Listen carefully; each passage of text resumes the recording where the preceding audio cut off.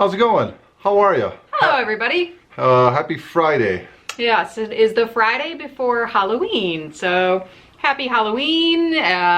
Good All Saints Day. Did you just knock them all out? Yeah. Happy birthday. Samhain. Happy birthday to any of you. De Dia de los Muertos.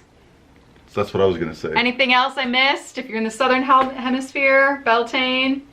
Do you have any children with birthdays this weekend? Happy birthday. Happy birthday to your children. I think that's all. Welcome to our channel, Dean and Melinda, Hustlin' Hooks, resellers, and YouTube content creators. Today, it's actually a really special day because I have a Facebook eBay stalker that I kind of want to talk about. None of your business.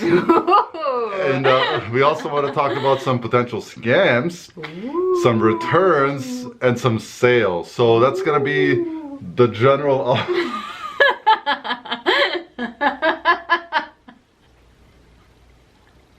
What's happening? We're sober. Is it the ghost of Scammy McScammerson? Yeah. Yeah. What was that person's name? That was the last one that wanted your number? Oh. Shout out to Erica, a potential scammer on Facebook. Anyways, so that's what we'll do today. I'll let Melinda start with her experience lately and kind of tell you what not to do on Facebook Marketplace. Then I'll jump in and talk about my stalker. We'll show you some sales, and then we'll talk about some returns and how it's really not that big of a deal when you do get returns and how to handle some of them. So it all kind of intertwines. We'll also sprinkle in some sales, and we'll go from there. Stay tuned.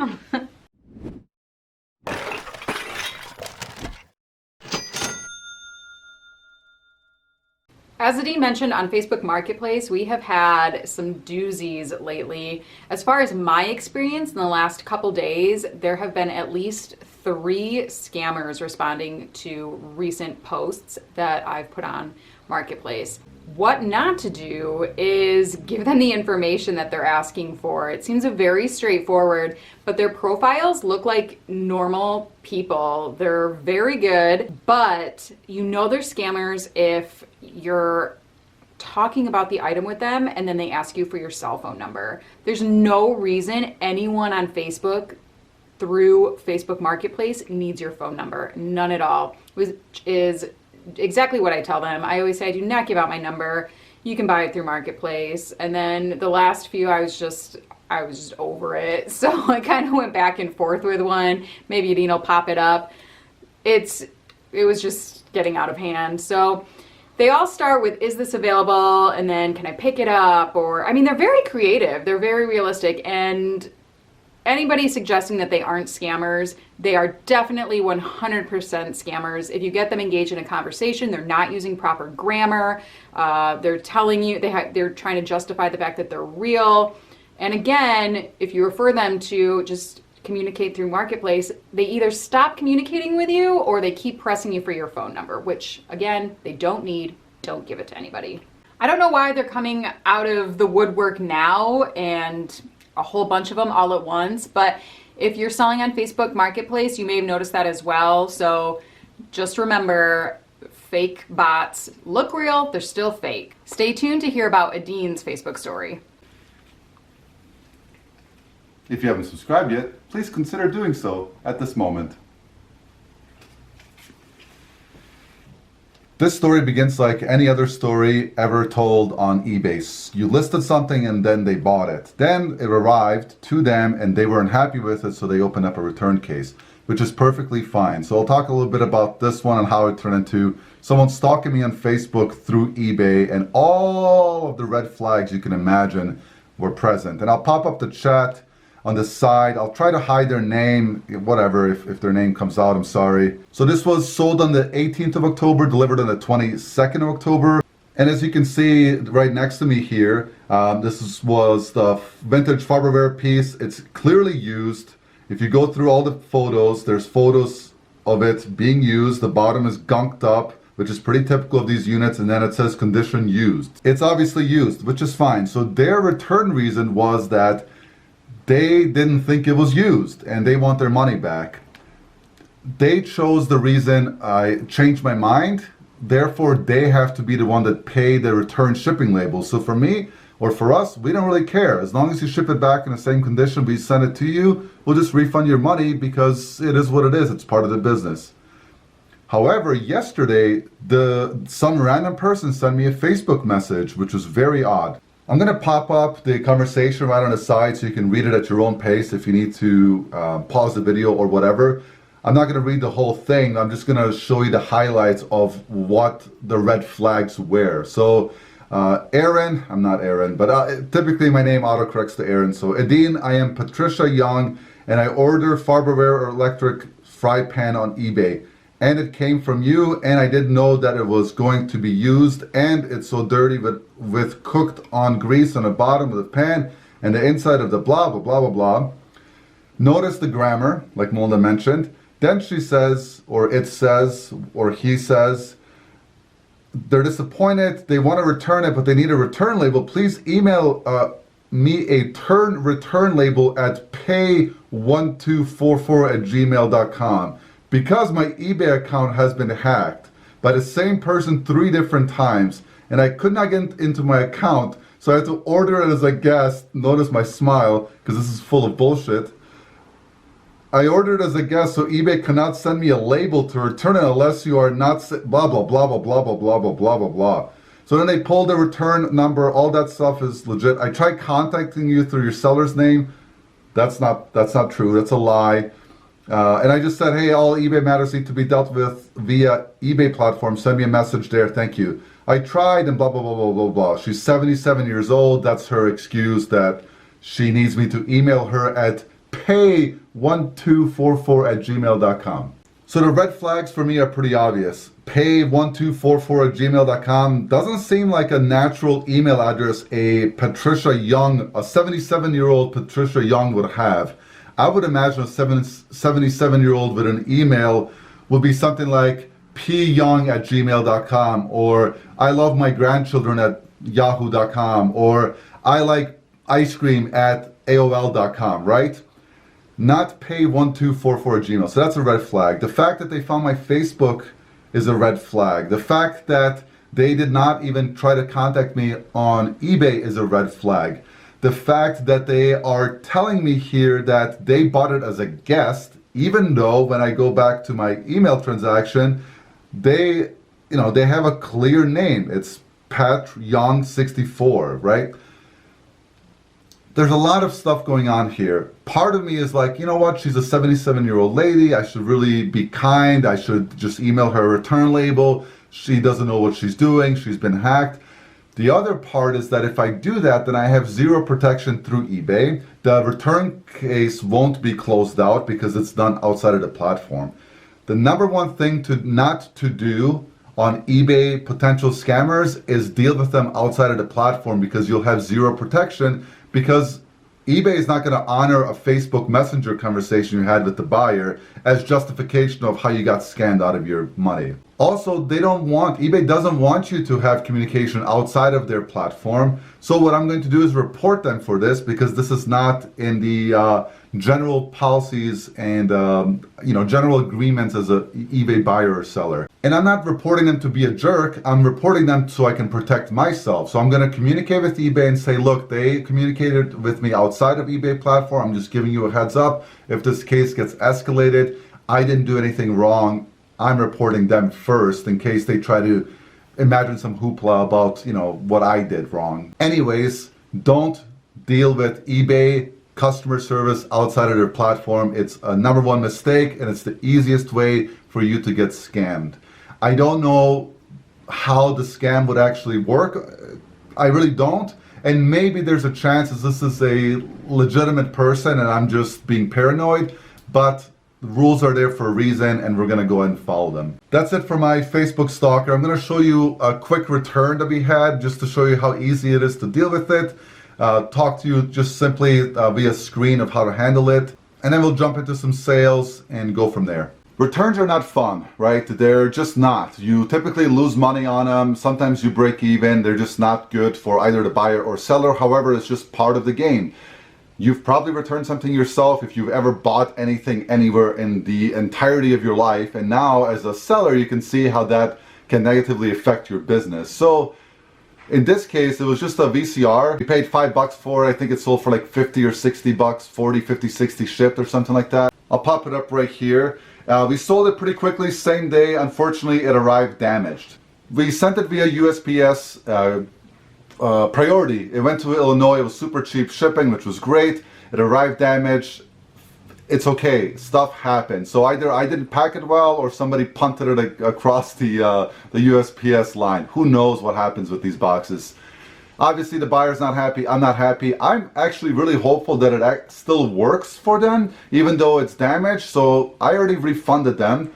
I hope they keep their money and the unit works, because what ends up happening is that I'm going to just open up a claim. So in a second here, we'll jump over to the laptop screen. I'll show you exactly how I did the return and then how or where to go to open up a USPS claim. FedEx and UPS is pretty much the same thing. One thing to keep in mind is that with USPS, they have different time frames. So depending on if you're shipping it priority mail, media, ground, or first class, there's a window. I think priority mail is 15 days after the transaction. So I can't file a claim yet, but I'll show you where to go to do that. It's really easy and it's worked for us every single time we've done it. You just get a check in the mail for the value of the item. Our return average is like 2.5%, which is pretty awesome, right? So if you think of it from a total sales percentage amount, so you get 2 or 3 returns per every 100 sales you make. That's pretty darn good in this, in our market where we sell primarily shoes, clothes, and electronics and some houseware stuff. So we're pretty proud of that. Let's jump over to the laptop. Let me just show you that really quick in case you haven't done a return before and in case you haven't opened up a claim before. It's really, really easy. So for this one, I'm just gonna go over to my orders, click on my returns, and then go to see details on this VCR. So it arrived broken, no big deal. The reason is arrived damaged, top cover not in place, and inside didn't look right. And they did provide a picture of the plate being disconnected. That is our unit. Not a big deal. In this one, all I'm gonna do, I already contacted them. I'm just going to go ahead and issue the full refund. And I asked them not to ship it back, because what I'm going to do is just simply open up a claim. Right here it says refund buyer now.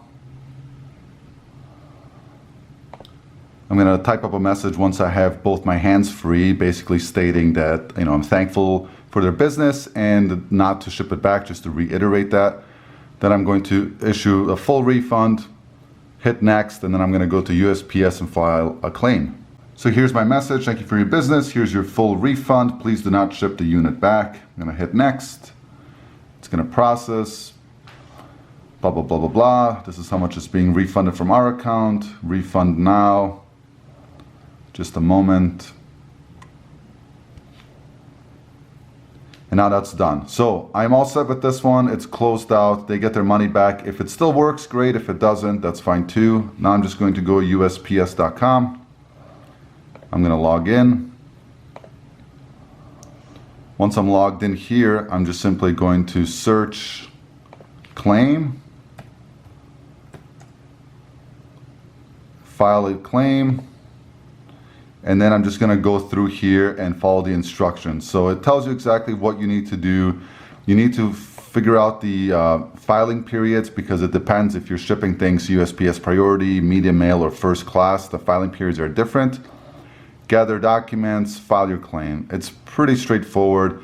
We've never had a claim denied with USPS as long as it's legitimate, and the buyer did send us that picture, so we can just upload it, put in the value of the item minus the shipping cost, fill all of this out, send it, and usually takes about 10 to 15 days for us to get a check.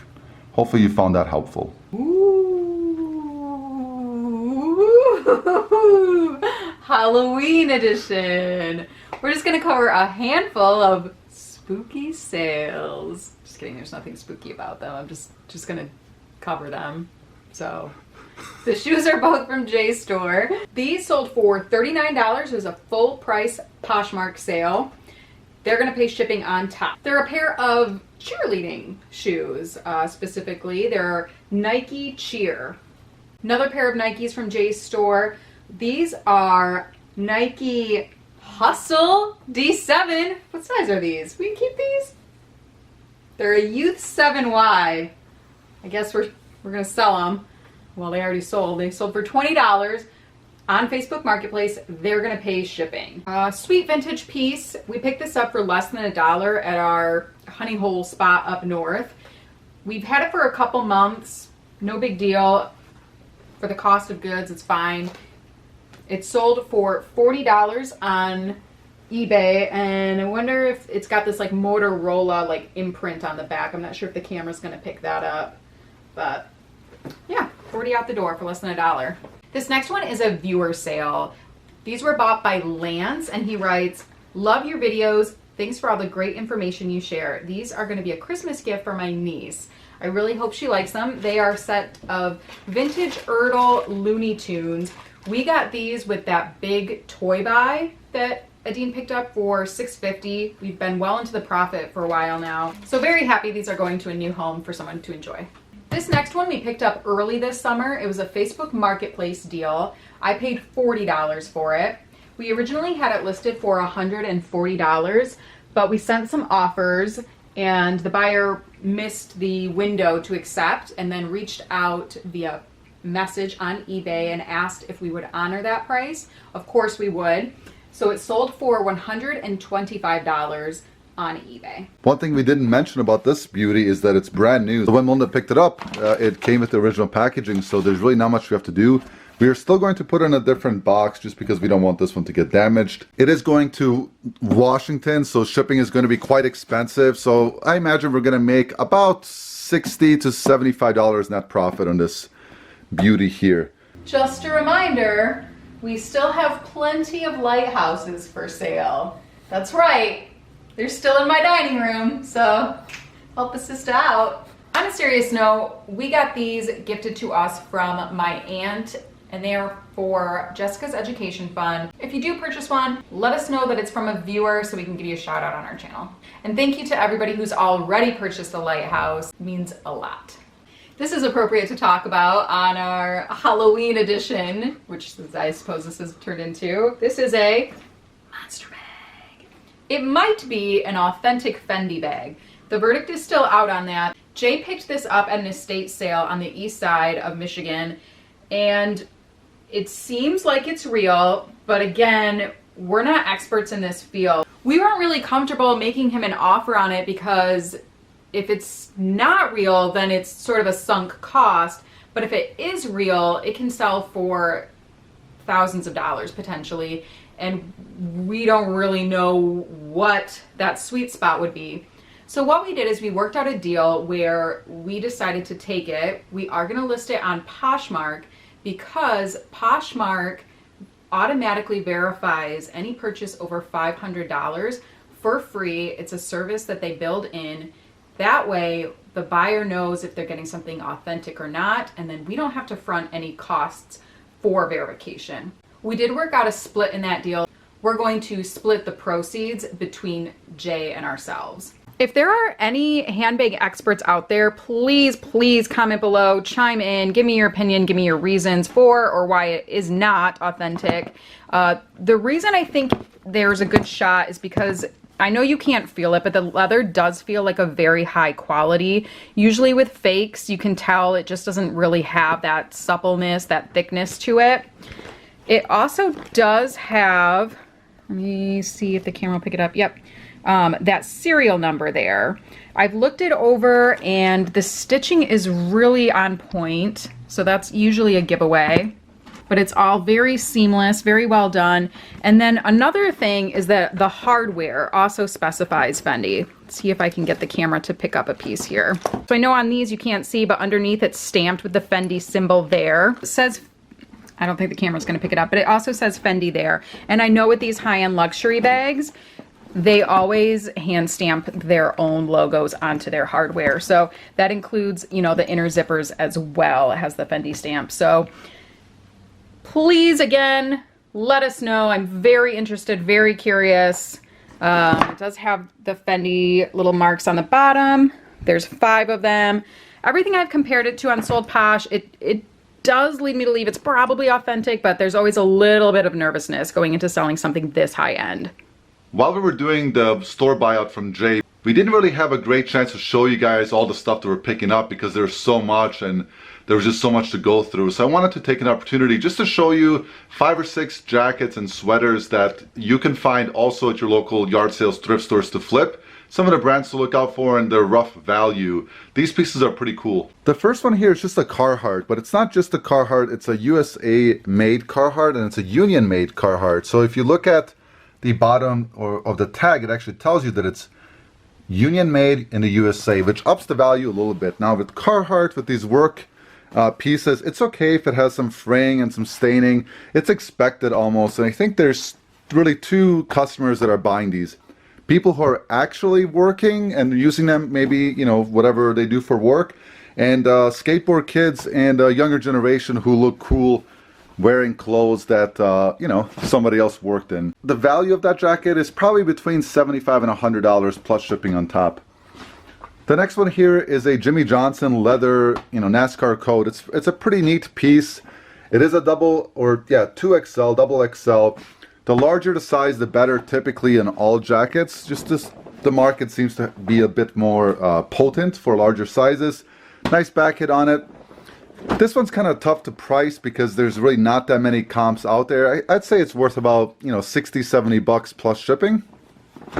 This next one was kind of a surprise. The brand is Dale of Norway, made in Norway from pure wool. It has really, really sweet buttons. They're like clasps instead of buttons. But these can go for a lot of money. Depending on the design and style, I've seen comps anywhere from $50 to $150 for this type of sweater. This one is a size large, which is great. It'll help definitely when it comes to selling it. It's already been listed. I'm sure it's going to go within the next couple of weeks. It does have this little Dale classic hit on the back. It's just a really, really nice piece.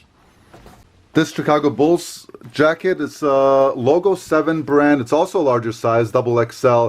Official NBA license. It's a light jacket. If this was a thicker puffer jacket, it would have more value.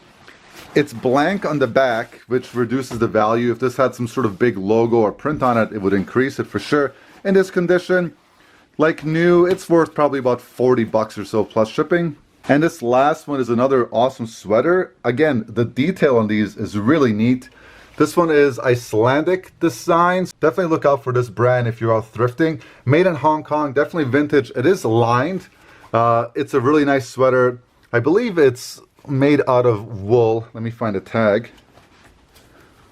Made from 100% wool, 100% polyester lining, Hong Kong. It actually has a date of 1998 on the back. So not the oldest thing ever, but still super, super neat piece. Definitely look out for these types of patterns. They do really well in the resale market. And then the last one, of course, an American classic, or American legend, I should say, Harley Davidson. Again, made in USA is going to do better than, you know, made in China or made in Mexico.